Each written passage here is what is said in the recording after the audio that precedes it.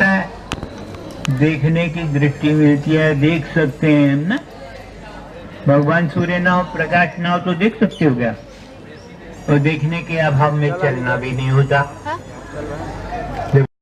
इसलिए वेद में अन्यत्र भी यही बात है, तमसोमा ज्योतिर्गमय, अंधकार से ज्योति की ओर, प्रकाश की ओर चलो।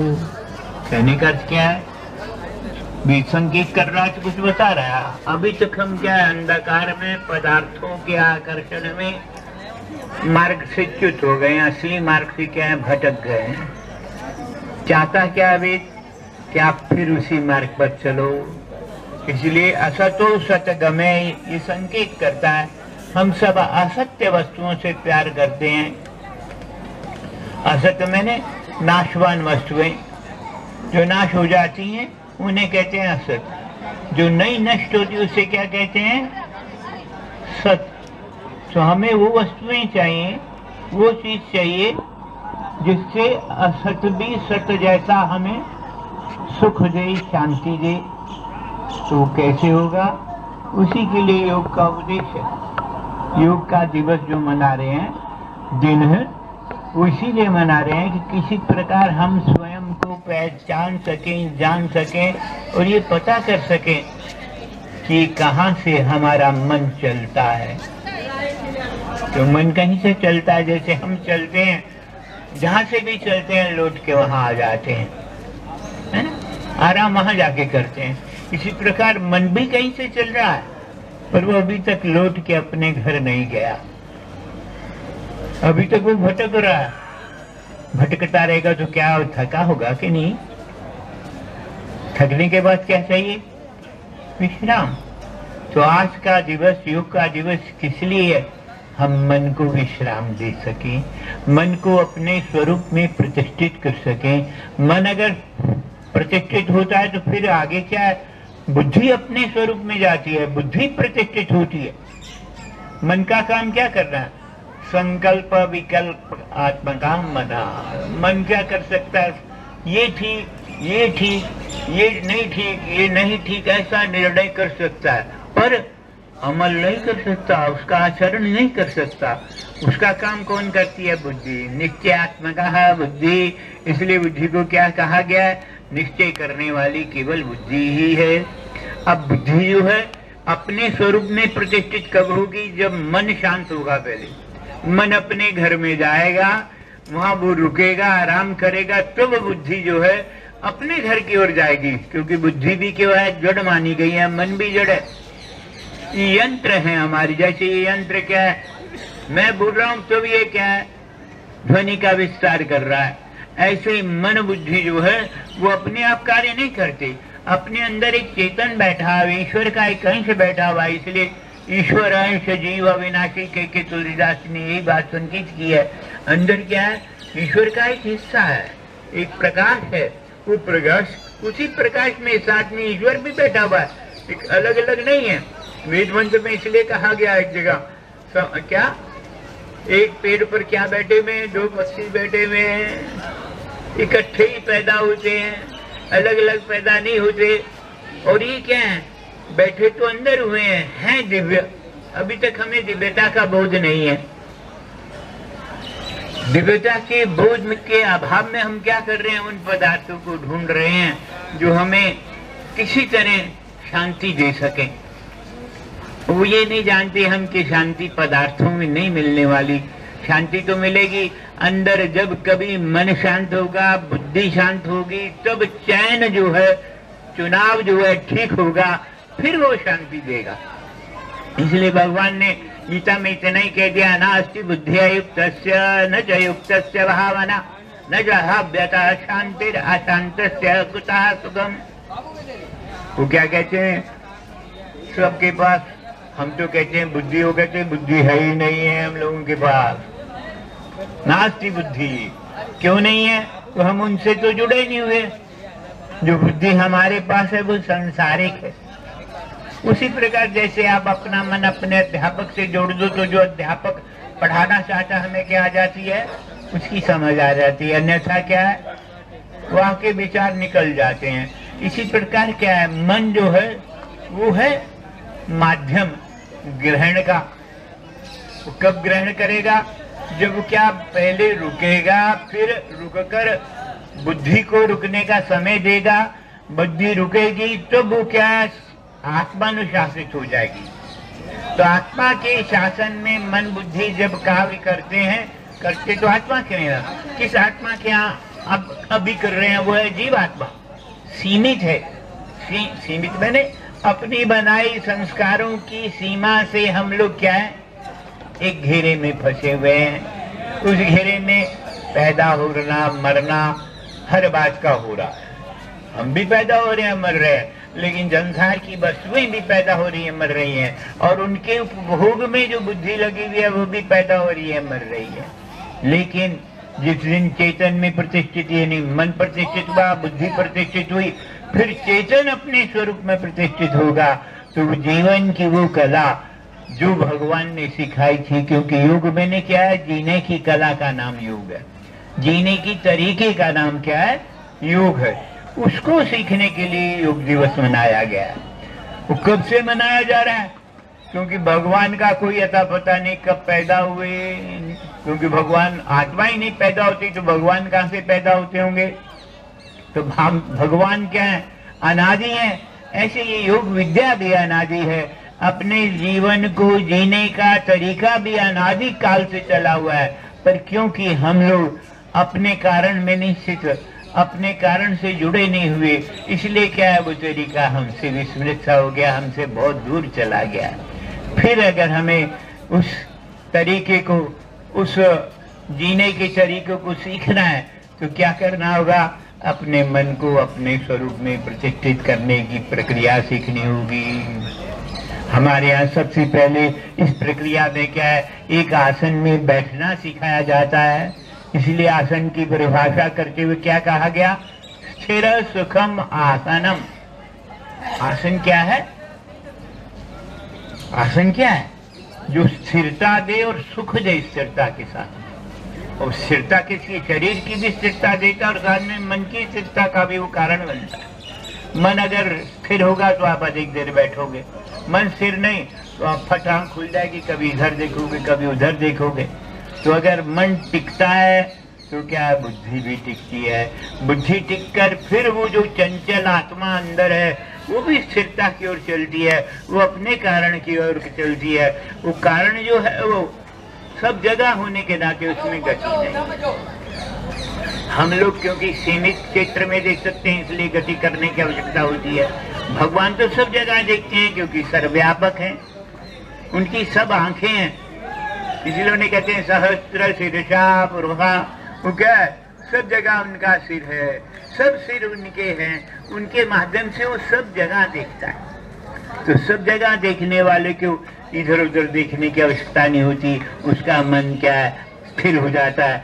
ऐसे हम भी अगर अंदर चाहेंगे क्या, अपने को उस अवस्था तक ले जाने के लिए तैयार हो करना चाहते हैं तो योग के द्वारा इसे तैयार किया जाता है। योग भी भगवान सूर्य से है और क्या है, दिवस भी भगवान सूर्य से है। इसलिए भगवान ने कहा ना, इमं विवस्वते योगम प्रोक्तवानम अव्ययम्। मैंने भगवान सूर्य को ये ज्ञान दिया था। तो भगवान सूर्य क्या है, हमारे आदि गुरु है। इस सृष्टि के आदि गुरु कौन है, भगवान सूर्य। उनसे क्या है, क्या मिलता है हमें, योग जीने का तरीका। एक जो तरीका कैसा है जिसमें सुख सुख है, अभी तक का तरीका कैसा है, इसमें सुख दुख मिश्रित है।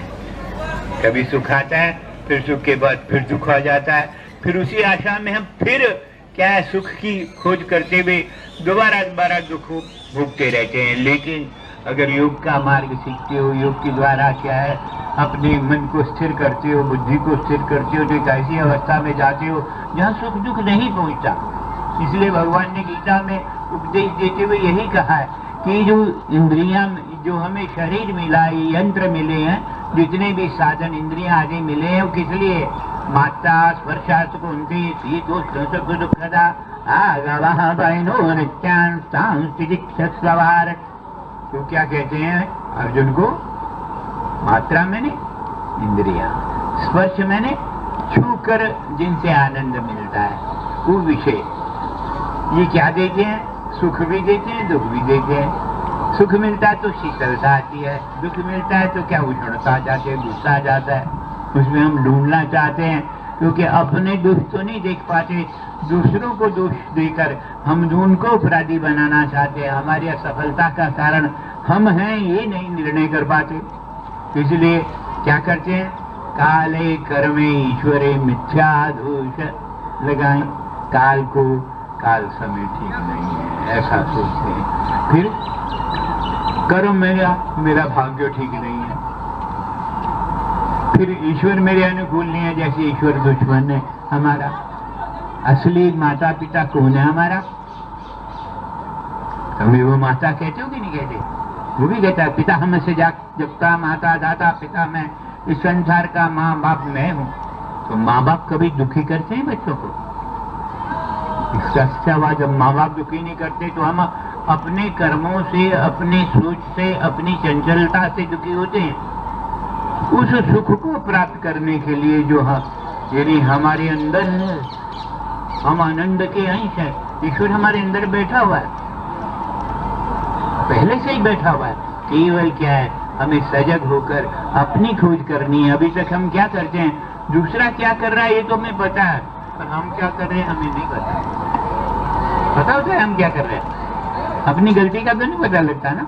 इसलिए क्या बार बार होती है, अगर कहीं अपनी गलती पकड़ी जाए तो क्या हो जाएगा, हमेशा के लिए बच जाएगी, फिर नहीं आएगी लौट के। ये उसी तरह जैसे दुनिया में चलते हुए अनेक रास्ते हैं, जिस दिन एक बार गलत रास्ते पर चल जाते हैं, दोबारा उस गलत पर रास्ते पर कभी जाते हैं दोबारा?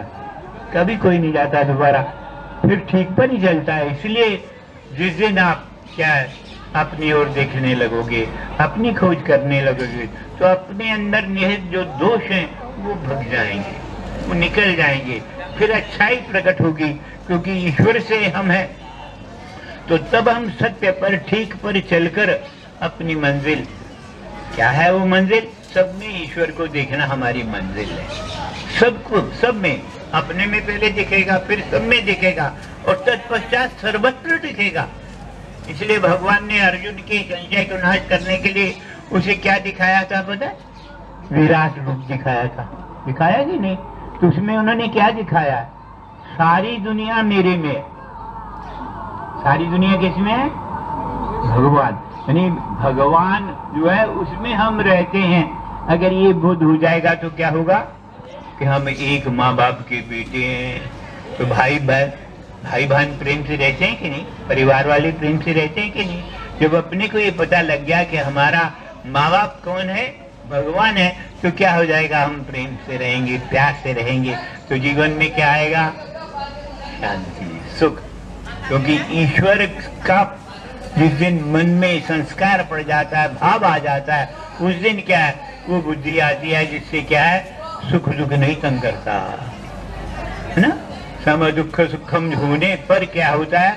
प्रभु से प्यार शुरू होता है, पहले नहीं होता। इसीलिए गीता में क्या कहा गया? बुद्धि युक्तो जहाति विवेक सुकृत दुष्कृत। जब तक बुद्धि नहीं आती, ईश्वर से जुड़ने पर आने वाली बुद्धि नहीं मिलती, तब तक क्या है? पाप भी है, पुण्य भी है, अच्छा भी है, गलत भी है। जिस दिन ईश्वरीय बुद्धि आ जाती है तो गलत छूट जाता है, व्यक्ति ठीक पर चलने लगता है। वहां से जीवन जीने की जो कला लोग सिखाना चाहते के द्वारा सिखाई जाती है, सिखाई गई है, उसका क्या है हमें पता लगता है। वही हमें क्या देगी? असल में शांति वही देती है। हम सब शांति के चाहत है, अशांति नहीं चाहिए हमें। जैसे अभी यहाँ हल्ला गुल्ला हो रहा है तो हमें पसंद नहीं आ रहा, वो क्या रहा है, हमारे कार्य में विघ्न पड़ रहा है कि नहीं पड़ रहा? हम जो संस्कार डालना चाहते हैं उसके साथ दूसरे भी आ रहे हैं। उधर ध्यान बच्चों, क्योंकि बुद्धि चंचल है, जल्दी जाता है। हमारा ज्ञान जो है उसके लिए तो एकाग्रता चाहिए। जब तक मन एकाग्र नहीं होगा, ये विषय जो है अपने अंदर बुद्धि में अपना स्थान नहीं बनाएंगे, तो बुद्धि में जब तक ये अपना स्थान नहीं बनाते तो संस्कार नहीं बनेंगे। संस्कार से ही क्या है? संस्कृति पैदा होती है। संस्कार है जैसे संस्कृति, तो क्या है? जब तक संस्कारित नहीं होते मन और बुद्धि, तब तक बात नहीं बनती। अपने स्वरूप में जाने के पश्चात ये संस्कारित होते हैं, तो व्यक्तित्व जो है जैसा भगवान ने बनाया वैसा प्रकट होगा कल। भगवान ने हमें बनाया कैसे? क्योंकि भगवान तो पूर्ण है, है ना। इसीलिए विद्वंत कहता है पूर्णमदा पूर्णमिदं पूर्णात् पूर्णमुदच्यते। वो पूर्ण है तो हमें भी पूर्ण नहीं बनाया उसने, अपने सा बनाया है, पर हम क्या है अपनी ओर देखते ही नहीं। दूसरा क्या है ये हम जरूर देखते हैं। जब तक ये दृष्टि उधर से हटकर अपनी खोज में नहीं लगती तो अपने जो दोष हैं वो दिखते नहीं, दिखने पर वो भग जाते हैं, और भगने पर फिर हम अपने स्वरूप में प्रतिष्ठित होंगे। उस दिन पता लगेगा क्या हम और ईश्वर क्या है, एक ही है। हाँ इतना जरूर है, हम अल्पज्ञ जरूर है, ईश्वर सर्वज्ञ, इतना फर्क वो तो बना रहेगा। पर फिर भी जो बुद्धि जो शांति जीवन में चाहिए वो आएगी, है ना। तो उसके लिए योग करते हैं, और योग दिवस बनाने का अर्थ भी यही है क्या कि हम उस योग को समझकर अपने अंदर भी उस सूर्य ज्ञान के सूर्य को उदय करें, जिससे हमारे जीवन में क्या है सुख और शांति है। तो ये बात समझ आई कि नहीं आई? नहीं आई हो तो पूछ लो अभी क्या नहीं समझ आया, क्योंकि मैं बोलता रहूंगा तो मेरी बातें तो मेरे स्तर की होंगी, तो आपके मन में जाएंगी कि नहीं जाएंगी। आपकी कोई संशय है तो पूछ लो, मैं उसे स्पष्ट कर दूंगा। किसी की भी हो जो सुन रहा है उसे और स्पष्ट किया जा सकता है।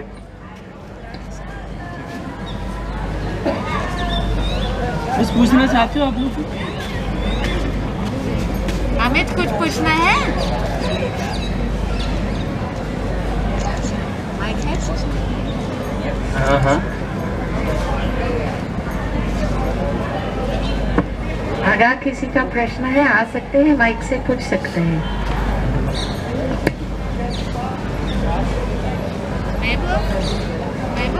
प्रश्न नहीं वो आ रहे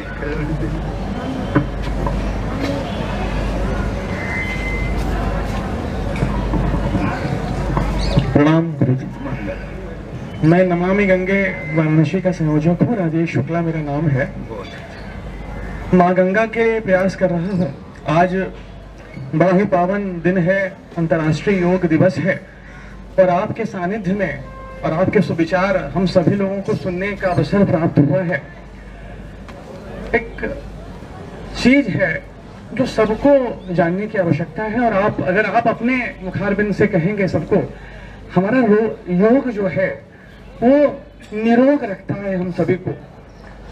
योग के माध्यम से हम निरोगी होते हैं, और जीवन के सभी झंझावट जो भी समस्याएं हैं हमारे बीच में, हम योग के माध्यम से इसको अपनाकर कई प्रकार की मुश्किलें आसान कर सकते हैं। और इस पर अगर हमारे सारे जो बच्चे यहाँ बैठे हुए हैं कुछ अगर संदेश दें आज योग दिवस पर, तो हम आपके आभारी रहेंगे। धन्यवाद। देखो योग दर्शन भी योग के लिए क्या कहता है, योग चित्त वृत्ति निरोधा। अब चित्त है, वृत्ति है, निरोध है, तीन वस्तुएं उसमें। चित्त क्या है दिव्य वस्तु। चित्त आम वस्तु नहीं है, ये भौतिक नहीं है, अभौतिक है।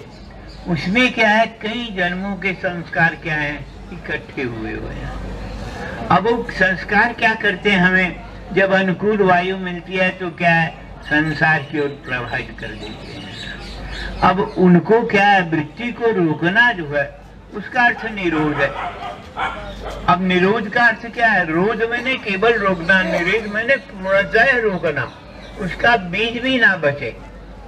अगर बीज होगा तो पौधा को समय पाकर, जैसे जमीन में बीज पड़ा तो उग पड़ता है, उसे समय पाकर, अनुकूल वायु पाकर, अनुकूल संग पाकर, अनुकूल वातावरण पाकर ये फिर क्या है पैदा हो जाते हैं पौधे। यानी ऐसी वृत्तियां फिर पैदा हो जाती हैं। तो उन्हीं के लिए हम लोग क्या सिखाते हैं, पहले तो बैठना सिखाते हैं। बैठना आ जाए, यानी पता नहीं कितनी देर हो गई बैठे हुए हैं, ऐसा अगर आ जाए तो क्या स्थिर सुखम आसनम होगा, क्योंकि यम नियम आसन फिर प्राणायाम है, पहले नहीं है। अब प्राणायाम का क्या अर्थ है, हर गति का कारण वायु है, कहीं गति हो रही है, अंदर भी वायु से गति है, बाहर भी वायु से गति है। तो सूक्ष्म प्राण जो है वो क्या करता है, मन को संचालित करता है। अगर ये सम हो जाता है तो क्या है, इसलिए भगवान ने कहा सम दुख सुखम, संसार में रहने के लिए क्या है सुख दुख में सम होना है। क्यों सम होना है? आत्मा को कोई दुख नहीं होता, आत्मा सब सुख दुख नहीं पहुंचता, मन बुद्धि तक पहुंचता है। तो अगर आप आत्मस्थ हो जाओ तो क्या सुख दुख आप तक नहीं जाएगा। तो वो योग क्या सिखाता है? आत्मस्थ होना, स्वरूप प्रतिष्ठित होना। इसलिए अंत में यहाँ कहा गया क्या? गुणानाम प्रति प्रसवा। वहां गुण जो है किसके हैं? गुणा प्रकृति संभवा, ये प्रकृति से है। तो जब तक प्रकृति है गुण है। तो जब प्रकृति से आप अपना संबंध विच्छेद करेंगे योग के द्वारा तो क्या आएगा? एक अवस्था आएगी, प्रकृति क्या है? अपने कारण में चली जाएगी, उसका काम खत्म हो गया। वो खत्म होने पर क्या है? फिर आदमी अपनी शक्ति, अपने चित्त को पहचानता है, चेतन को पहचानता है। चेतन में प्रतिष्ठित होने पर वो कला और मिलती है जिसे कहते हैं योग। जीने की कला उस चेतन में प्रतिष्ठित होने के पश्चात आती है। वहाँ सुख दुख नहीं है, वहाँ आनंद की खोज है, ईश्वर की खोज है। वहाँ सब कुछ ईश्वर के लिए किया जाता है और सब में ईश्वर देखा जाता है। तो हमारा ये बिखरा हुआ समाज फिर संगठित हो सकता है और जीवन जीने की वो शैली जो भगवान ने सृष्टि के आदि में मानव को सिखाई थी वो जीवन में आ सकती है। तो हमें क्या मिलेगा? बस सुख और शांति। और कुछ है तो और अभी भी है तो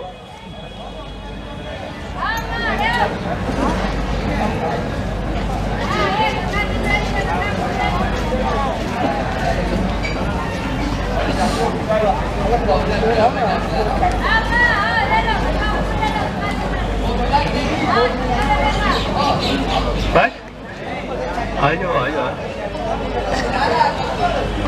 ये अनुपूजा जी अच्छा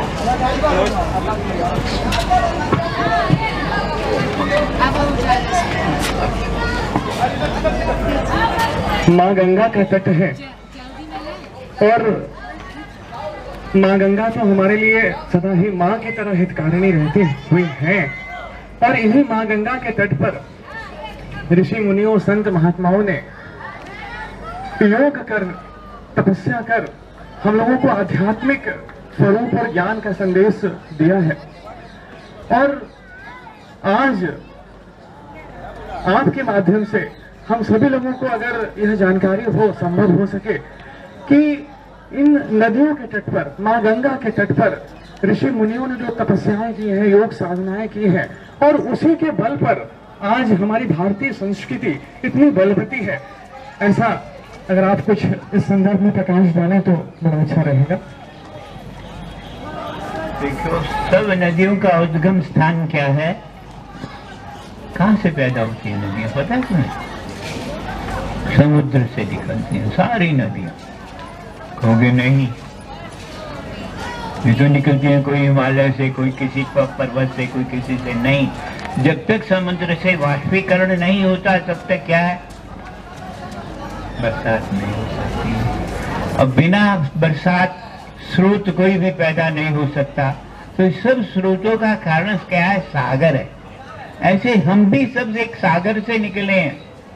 हमारा सागर क्या है? ईश्वर जो सर्वत्र है, उसी सागर से हमारा भी उद्गम हुआ है और अंत में उसी में ही क्या है? हमने भी विलय होना है। तो हमारे स्रोत जो है वो क्या है? अभी तक सागर की ओर नहीं जा रहे, उनकी दृष्टि सागर की ओर नहीं है। गंगा तो निरंतर बह रही है, संकेत कर रही है। आपको भी क्या करना चाहिए? निरंतर बहना चाहिए। बह रहे हो, अपने लक्ष्य की ओर निरंतर चल रहे हो क्या? उस निरंतर चलने के लिए हमारे यहाँ अभ्यास और वैराग्य का संकेत। निरंतर अभ्यास होता रहे, क्या है? गति बनी रहे कि हम एक सागर हैं, चेतना के सागर से निकले हैं, उसी चेतना के सागर में हमने प्रवेश करना है। तो अपनी सीमाओं को तोड़ोगे तो असीम से जुड़ोगे। सीमा रहेगी तो क्या? दोष अवश्य रहेगा। असीम से जुड़ने पर दोष जो है क्या है? अपने आप खत्म होने लगते हैं, पता ही नहीं लगता कहाँ थे कहाँ गए। तो इसीलिए स्वयं की खोज करनी है। दूसरा क्या कर रहा है ये ध्यान नहीं देना। अभी तक हमारी दृष्टि एक गलत बनी हुई है, दूसरे के दोष देखना, बस। उससे क्या है? दोष देखने से दोष बुद्धि आती है। गुण तो देखते नहीं हम किसी के, गुण देखने लगे तो गुण बुद्धि आएगी। भगवान गुण निधि है, सब गुण क्या है, एक भी गुण अगर भगवान का हमारे अंदर उतर जाए तो क्या बात बन जाएगी, हमारा स्वरूप अपने आप निखरने लगेगा, हमसे उनको पहचान पाएंगे और वो गति निरंतर चलती रहेगी अभ्यास की भी। जब एक गुण आ जाएगा तो अनेकता की ओर भी बढ़ेंगे, बाकी गुण कहाँ हैं, वो किस प्रकार आएंगे, तो अभ्यास चलता रहेगा। और विराग जो विरोधी हैं, उस मार्ग में विघ्न डालने वाले हैं, उनका भी ध्यान रहेगा, उन्हें हम हटाने में लगे रहेंगे। वो निरंतर, क्योंकि मंजिल की ओर लक्ष्य है तो पीछे रह जाते हैं, हम आगे बढ़ जाएंगे। तो स्वयं को पहचान कर ही जीवन में सुख शांति आ सकती है। ये ध्यान जरूर रखना है कि चेतना के सागर से निकले और चेतना के सागर में ही हमें फिर जाना है। वो गति बनी रहे गंगा की तरह, अविरल धारा, सतत धारा अगर हमारी अभ्यास की चलती रहेगी तो फिर उस दिन हमें अपना बोध होगा और जीवन में वो कला आएगी जो भगवान ने सिखाई थी, उसे हम भूले हुए हैं। हरि ओम।